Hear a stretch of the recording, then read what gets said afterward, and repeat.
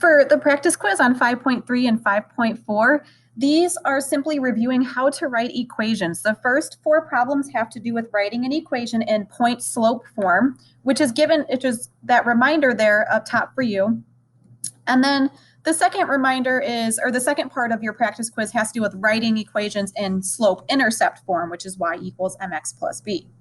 So I want to go back up to number 1, where it says write an equation in point-slope form of the line that passes through the given point. So at the end, you should have an equation that looks similar to y minus y1 equals m times x minus x1.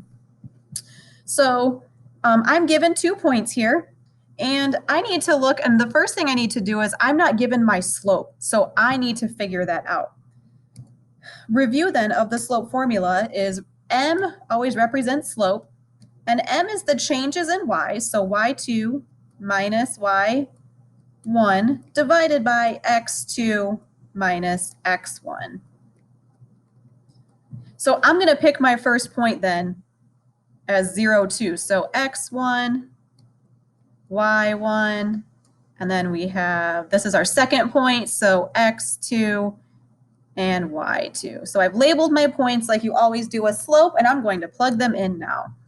So I have, I'm going to change to purple here, y2, which is 5, minus my y1 value, which is 2, divided by my x2 value, which is 9, minus my x1 value, which is 0. And I'm going to continue on, and I'm going to simplify. So 5 minus 2 gives me 3. 9 minus 0 gives me 9. And now I can look at these numbers and go, oh, 3 and 9, those are both divisible by 3, so I do need to reduce. If I take 3 out of both of these or divide both of these numbers by 3, I end up with 1/3. So my final answer for m then is 1/3. But I'm not done because I still have to plug this into the equation to figure it out.